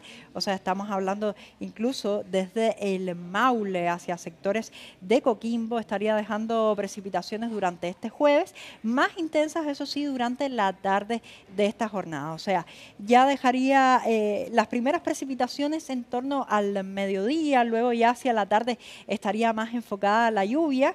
Fíjate cómo se concentra más. En muchas regiones, Laura. En muchas regiones, y además estas manchas verdes, José, hay que tenerlo en consideración, que son probabilidad de nieve, que sobre eso también conversaremos, pero fíjate que después, el viernes, continuarían las precipitaciones, claro, ya un poquito más débiles debido a la inestabilidad que viene detrás del frente. Laura, hagamos un consolidado, un estimativo más bien de cuándo comienza a precipitar. Ya esta noche debiese estar precipitando en el centro-sur del país, por ejemplo, claro, región del Maule, sur de la región de O'Higgins, y también, por supuesto, Ñuble y Biobío. Pero, por ejemplo, en el centro de Chile, sí, comunas como Santiago Centro, que sabemos congrega una gran cantidad de población que vive o trabaja en el lugar. ¿Cuándo comienza a precipitar en el centro de Santiago? Ya, en el centro de Santiago se espera que sea la precipitación más concentrada hacia la tarde. Estaríamos hablando entre las 3 y 4 de la tarde, que ya comience. De mañana. Claro, de mañana la lluvia continua, o sea que va a ser más intensa en el periodo de la tarde hasta la noche. Ahí se pudieran registrar incluso hasta 30 milímetros durante esas horas. Sería en poco tiempo, corto periodo de tiempo, por tanto se pueden registrar sectores que se hayan anegamiento, o sea, hay que tener esa precaución, sobre todo en las zonas urbanas. Sí. Y eso es lo principal acá en la capital, pero por supuesto hay otros factores que trae este sistema frontal. Así es, y de hecho queremos contarles a todos quienes están hasta ahora en la pantalla y en la multiplataforma de CNN Chile que Senapred levantó hace algunas horas atrás una alerta temprana preventiva en varias regiones de nuestro país a propósito del mismo evento meteorológico que hemos estado conversando. Y consignar también, Laura, que estamos hablando de un sistema frontal, el primero de este evento meteorológico, que se suma a otro sistema frontal que viene durante las próximas horas y que también dejará lluvia desde la región de Coquimbo y hasta más o menos el Maule, con lo más potente. Un estimativo, Laura, tú me dices si estoy en lo correcto o no. Total evento, entre el jueves y el viernes, podría caer en el centro de Santiago 45, 50 milímetros de lluvia. Sí, perfectamente pudiera llegar incluso a los 50, 55 milímetros de lluvia acá en la capital, porque se va a concentrar, como te decía, entre el jueves en la tarde, viernes en la madrugada, va a estar lo más focalizado, digamos, en la zona central. Así que sí, esperamos que este sistema frontal venga bastante cargadito de precipitaciones, pero no solo precipitaciones, hay que recordar también que viene asociado con vientos intensos en altura. Sí. Podrían llegar hasta 80 kilómetros por hora en la cordillera central. Y proyección de marejadas incluso hasta el domingo en el borde costero de nuestro país, lo ha señalado durante esta jornada también la Armada de Chile. Pero hay otro evento, o tal vez otro escenario, que no vemos hace bastante tiempo, al menos en esta parte del país, que está proyectado también para, sobre todo, la noche del jueves, madrugada del viernes, y tenemos el otro mapa. Profundidad de la nieve, vamos a hablar de la isoterma cero, que estará más bien, a diferencia de otros eventos, más baja. Es decir, tenemos una alta probabilidad, tú nos vas a decir qué porcentaje de probabilidad de que tengamos nieve en sectores poblados de varias regiones de Chile. Sí, totalmente. Mira, ya te lo decía, son varias regiones las que van a recibir nieve, sobre todo en la precordillera y cordillera. Pero vamos a enfocarnos también en la zona central, donde estaría cayendo la nieve, principalmente acá en la cordillera central. Fíjate que se está viendo cómo abarcaría gran parte de ella con centímetros, o sea, el acumulado en total de hasta 80 centímetros se espera que sea, al menos en las cotas más elevadas. Ahora acá, en particular, estamos viendo cota de nieve. ¿Qué significa esto? Isoterma cero. Hablamos del isoterma cero cuando nos referimos justamente sobre qué cota o en torno a qué cota pudiera caer nieve. Así que ahí estamos estimando en torno a los 1000 metros que pudiera nevar durante la madrugada del viernes particularmente. Desde la noche del jueves, eso sí, pudieran caer algunos chubascos de nieve en comunas como San José de Maipo, Lo Barnechea y también, por supuesto, en sectores de Valparaíso, como es el caso de San Felipe, Los Andes. Exacto. Y te complemento, entre 20 a 30 centímetros en San José de Maipo, 80 centímetros en Alta Cordillera, 10 centímetros de nieve en Las Condes. Todo indica que hay una alta, pero alta probabilidad que el viernes amanezcamos teñidos de blanco en varias comunas de nuestro país y no solo en la región metropolitana. Laura, te complemento tu información con lo que se espera podría pasar también en la región de Coquimbo, en Paihuano, Vicuña, Montepatria, Salamanca, en la región de Valparaíso, Valles Precordilleranos, atención Los Andes y San Felipe, región de O'Higgins, Machalí, el sector de Coya, San Fernando a la Cordillera, Pichilemu en la precordillera de la costa también, región del Maule, Laura, lo habíamos conversado, Colbún, San Clemente, Molina, en el Ñuble, Pinto, San Fabián, Coihueco, El Carmen, Yungay, región del Biobío, Antuco, Quilaco, Santa Bárbara, Laura Batista,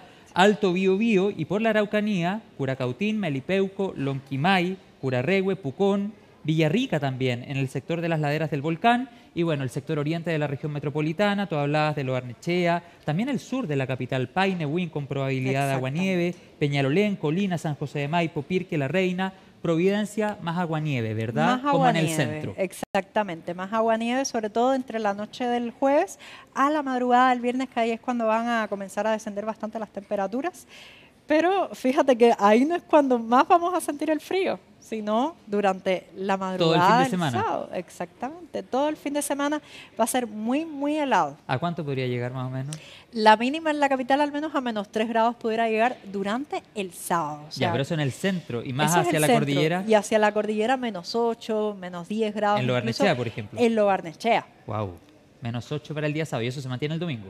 Se mantiene el domingo un poquito menos intenso el frío, eso sí, ya comienzan a aumentar un poquito las temperaturas, pero bajo los 0 grados todavía. Te agradezco otra vez, Laura Batista, este adelanto que hemos hecho de lo que vamos a presentar esta noche en CNN Tiempo.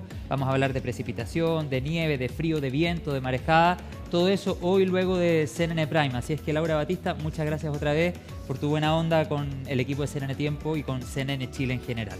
Muchas gracias a ti. Volvemos al estudio, muchas gracias por estar ahí. Regreso en Hoy es Noticia. Les contamos que finalmente la Cámara de Diputados despachó al Senado el proyecto que crea el nuevo sistema de financiamiento de la educación superior, FES.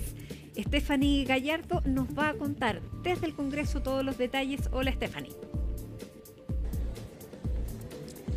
Muy buenas tardes. Sí, con 80 votos a favor, 51 en contra y 6 abstenciones, la Cámara de Diputados aprobó el proyecto del FES y el fin al CAE, en una discusión que estuvo marcada por el término anticipado de los comentarios para dar paso anticipado a la votación y poder durante esta jornada cerrar este tema. Una situación que trajo al oficialismo la alegría, la conformidad del proyecto que había presentado y que al cual se refirieron también los ministros de Educación y de Hacienda. Escuchemos. Hemos dado un paso muy importante que es la aprobación del proyecto en su primer trámite. Con esto vamos al Senado para continuar con esta discusión. Y quiero detenerme primero en agradecerle a todas y cada una de las bancadas parlamentarias que hoy día han aprobado este proyecto.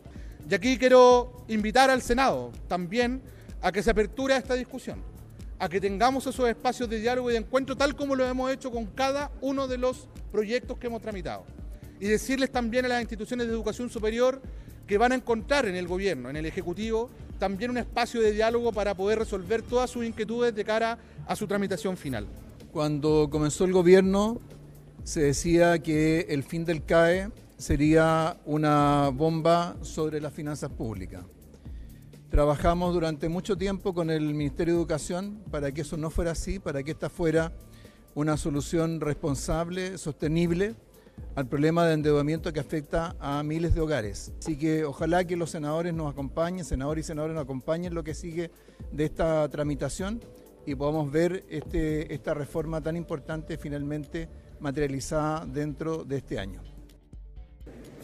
Por su parte, la oposición señala que esto se seguiría dando deudas para los estudiantes, que esto no sería algo conveniente para las nuevas generaciones que pretenden ingresar a la universidad y que también se verían afectadas las universidades estatales y privadas. Al respecto se refirieron, escuchemos.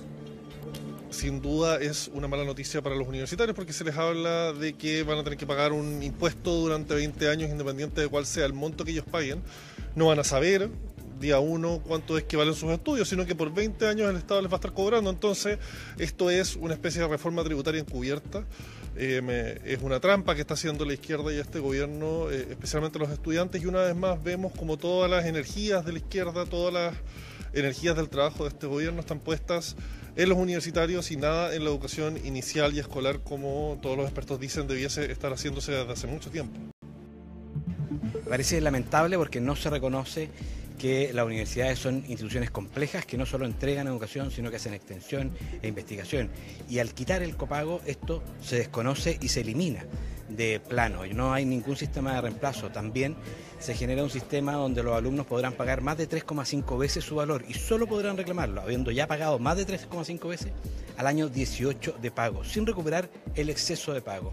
Lo que creemos injusto, sobre todo aquellas personas que se han esforzado más, que han sido responsables, que han hecho sus declaraciones de impuestos. El proyecto que ahora pasó al Senado espera comenzar a ser discutido durante el próximo mes de septiembre para ver si es que existe la posibilidad de que se tenga una resolución durante este año y durante este gobierno. Muchísimas gracias, Stephanie Gallardo, entonces, desde el Congreso. Y ya estamos junto a Alicia Contreras para comenzar esta conexión global.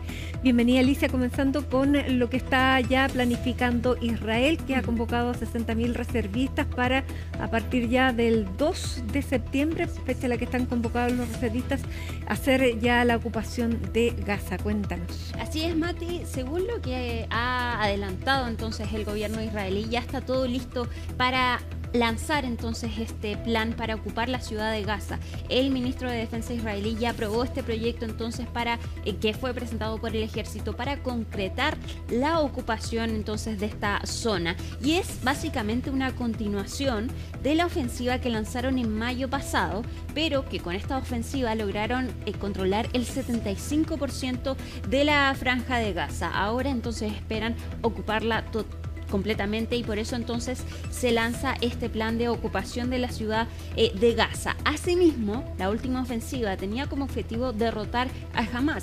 Eso todavía no se ha logrado y al parecer también pretenden entonces con este plan lograr este objetivo. No hay que olvidar que Hamas ya aceptó la última propuesta de alto al fuego presentada por Egipto y Qatar, y se estaba a la espera entonces de qué era lo que decía Israel. Sin embargo, esta propuesta contempla la liberación de la mitad de los rehenes que siguen en Gaza. Sin embargo, Israel ha apuntado entonces a la liberación de todos los rehenes.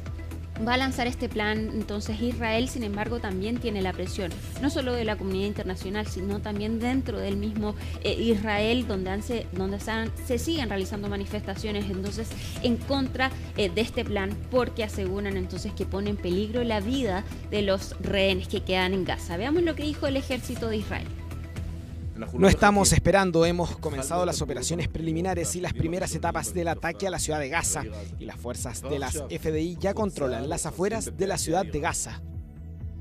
Bueno, la mañana de este miércoles además ya se emitió la orden de llamado para unos 60.000 reservistas, y la mayoría de ellos se va a tener que presentar el próximo 2 de septiembre. Asimismo, otros 20.000 reservistas ya estaban activos y se les extendió su servicio. Se estima entonces que 130.000 soldados de reserva van a ser llamados a las filas, y el plan entonces de Israel es controlar la ciudad de Gaza antes del próximo 7 de octubre, cuando se cumplen 2 años desde que inició esta guerra en Gaza. Asimismo, este plan de ocupar la ciudad de Gaza también afecta a unas 800.000 personas, entonces, que ya están saliendo de la ciudad de Gaza. Es un nuevo desplazamiento para los palestinos y todas las complicaciones que esto conlleva. A pesar entonces de las críticas de la comunidad internacional, de las organizaciones humanitarias y dentro del mismo Israel, el gobierno entonces de Benjamín Netanyahu ya está listo para comenzar este plan de ocupar la ciudad de Gaza. Nos vamos ahora a Venezuela, que entró en una nueva tensión con Estados Unidos. Se trata de una tensión con amenazas militares. Ayer Nicolás Maduro anunció que va a desplegar 4,5 millones de milicianos de la Guardia Nacional, después de que Estados Unidos dijera que envió 3 barcos frente a las costas del país, entonces, para frenar el flujo de drogas hacia Estados Unidos. Y esto entonces levantó esta tensión entre Estados Unidos y Venezuela. Escuchemos primero lo que dijo Nicolás Maduro respecto entonces del despliegue de estos militares. Con más de 4.500.000 milicianos, Amelias, de todo el territorio nacional. Milicias preparadas, activadas y armadas. Fusiles y misiles para la fuerza campesina, para defender el territorio, la soberanía y la paz de Venezuela. Bueno, y hablamos de amenazas porque hasta ahora no hay una comprobación de que efectivamente Estados Unidos envió estos 3 buques a la costa venezolana. Un funcionario del Departamento de Defensa le dijo a CNN que hasta ahora las naves no habían recibido órdenes de dirigirse al límite del mar territorial de Venezuela. Sin embargo, esto también responde a la intención o la instrucción que dieron desde Estados Unidos de aumentar la recompensa en contra de Nicolás Maduro, precisamente entonces por las acusaciones de narcotráfico. Veamos el informe de Osmari Hernández, quien nos explica entonces de esta polémica entre ambos países. Con el anuncio del despliegue de 4.5 millones de milicianos, el presidente de Venezuela, Nicolás Maduro, respondió a la noticia difundida por la agencia Reuters, según la cual buques armados de Estados Unidos estarían desplazándose hacia la zona limítrofe marítima de Venezuela.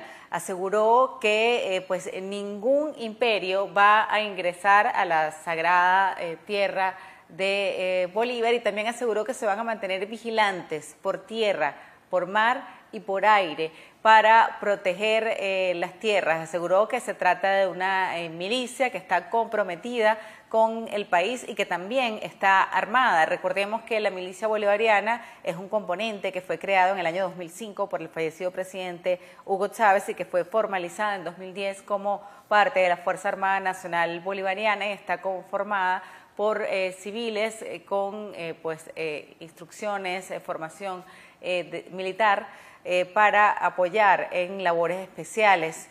También es importante destacar que en las últimas horas se han tomado también medidas especiales como la prohibición de compra y uso de drones en el territorio venezolano. Todo esto responde a estas informaciones según las cuales 3 destructores de la Marina de Estados Unidos con 4.000 militares a bordo se estarían desplazando a una zona marítima cercana a la frontera marítima con Venezuela, y también tiene lugar días después de que el pasado 7 de agosto Estados Unidos, a través de su Secretaría de Justicia, anunciara que se duplicaba la recompensa para quien ofreciera información que permitiera la captura del presidente de Venezuela, Nicolás Maduro, a quien vinculan y señalan de ser un narcotraficante. Les informó desde Caracas Osmaria Hernández. Bueno, la Cancillería de Venezuela dijo que estas acciones de Donald Trump están poniendo en riesgo la paz y la estabilidad de toda la región. Nos vamos ahora a Bolivia. Ya les contamos entonces que va a haber una segunda vuelta de las elecciones el 19 de octubre. Rodrigo Paz y Jorge Quiroga pasan a segunda vuelta. Ayer les mostrábamos la entrevista a Rodrigo Paz y hoy CNN Español habló con Jorge Quiroga, el expresidente entonces de este país, que criticó duramente la gestión del MAS durante estos 20 años y también aseguró que por ellos entonces se está registrando esta crisis económica en el país. Escuchemos lo que dijo Jorge Tuto Quiroga. El 17 de agosto vivimos una jornada histórica. No solamente que el balotaje es inédito, sino que fuera de Bolivia seguramente no esperaban lo que aquí sabíamos que se venía. Después de 20 años de edismo, arcismo, como llames a este proyecto del MAS, han destrozado la economía, tienen al país sumido en una angustia profunda, las familias sufriendo porque los precios suben como cohete y se devoran el bolsillo, las canastas cuando vas al mercado salen la mitad de llenas, no alcanza para comer, colas interminables de diésel y gasolina, falta de dólares, falta de empleo, gente joven que se está yendo. Nos vamos ahora a Estados Unidos porque el muro fronterizo va a comenzar a ser pintado de negro. ¿Cuál es la razón? Lo vemos en el siguiente informe de CNN. El muro a lo largo de la frontera sur de Estados Unidos será pintado de negro para que la estructura sea demasiado caliente para escalar. Así lo anunció este 19 de agosto la secretaria del Departamento de Seguridad Nacional, Kristi Noem, quien apareció en un video pintando de negro los barrotes de una sección del muro fronterizo en El Paso, Texas, acompañada por varios agentes de la patrulla fronteriza. En una publicación en X, Noem afirmó que el muro se pintó bajo la dirección del presidente Trump y que el color negro hará que esté tan caliente al tacto que los inmigrantes ilegales criminales ni siquiera lo intentarán. Remember that a nation without borders is no nation at all. And we're so thankful that we have a president that understands that and understands that a secure border is important to our country's future. La decisión se produce mientras la administración Trump asegura que en junio hubo poco más de 6.000 detenciones en la frontera sur, un 15% menos que el récord alcanzado en marzo. El gobierno de Estados Unidos también ha enfocado sus esfuerzos en aumentar las deportaciones y reforzar la vigilancia dentro del país como parte de su política inmigratoria. Vamos a terminar en Suecia, donde una iglesia fue trasladada 5 kilómetros en un operativo que fue espectacular y que incluso fue transmitido por la televisión sueca. ¿De qué se trata esto? Michelle Recasens nos cuenta.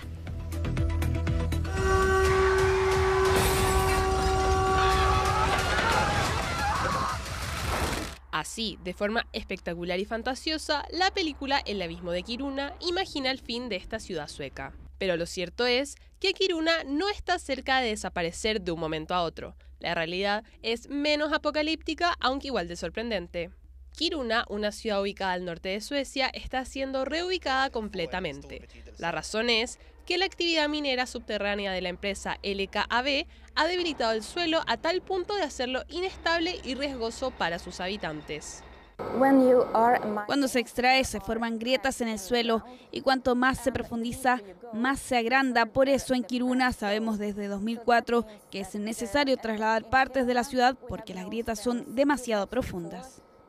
Uno de los momentos más simbólicos ocurrió este miércoles, cuando la histórica iglesia de Kiruna, de más de 600 toneladas y 113 años de antigüedad, inició la última etapa de su viaje hacia el nuevo centro urbano ubicado a 5 kilómetros. Considerada una de las construcciones de madera más hermosas de Suecia, esta iglesia avanzó a un ritmo de medio kilómetro por hora, montada sobre un remolque diseñado exclusivamente para este propósito. Además, fueron retiradas varias señaléticas y las calles fueron ensanchadas especialmente para este viaje. La operación, transmitida en vivo por la televisión pública sueca, fue seguida por más de 10.000 personas, incluso por el propio rey Carlos XVI Gustavo. Es fantástico verlo. Solo ocurrirá una vez en la historia de Kiruna y también en mi vida. Así que es una gran experiencia. Me interesa la tecnología y es fantástico ver proyectos de ingeniería tan grandes.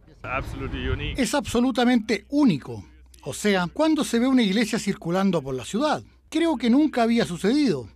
No estoy completamente seguro, pero conducir con 600 toneladas por el pueblo es único.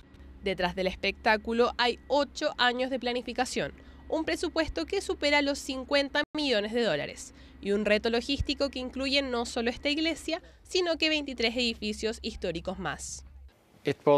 Esta iglesia fue un gran símbolo de la transformación de esta ciudad, incluso si esta se ha estado produciendo durante casi 10 años. Pero ahora, cuando trasladamos la iglesia, también es una declaración o un símbolo de esta transformación de la ciudad. La siguiente fase del proyecto consiste en estabilizar y asentar permanentemente a la iglesia sobre los nuevos cimientos en su nuevo emplazamiento, restaurando también las áreas alrededor. El campanario se trasladará por separado el 26 de agosto y se espera que la iglesia vuelva a estar en uso a finales del 2026 o principios del 2027. Se estima que la mudanza completa de Kiruna no terminará antes del 2035. Pero ya está en marcha lo que muchos describen como una hazaña sin precedentes en la historia urbana moderna. Es un operativo espectacular, sin embargo, los ciudadanos de Kiruna han presentado sus quejas hacia esta mina que debido a ellos entonces tienen que trasladar toda la ciudad. Bueno, los costos de ciertas veces el progreso, lo bueno es que se mantiene la estructura, que no se demuele, como hubiera sido en otra situación si no hubiera podido hacerse así. Así que nos vamos con esta imagen hermosa además de Suecia y con esta imagen, Alicia, nos despedimos con imágenes de Santiago, donde recordemos para mañana ya se comienza a esperar las precipitaciones y el frío. A esta hora hay 14 grados con 9 décimas, pero prepárense porque a partir de mañana los termómetros descienden en la capital y hacia el sur del país, jueves y viernes. Mañana jueves a partir de las 4 de la tarde comienzan las precipitaciones de agua y nieve en la región metropolitana. Con esta imagen nos despedimos, que tengan una muy buena tarde. Hasta mañana.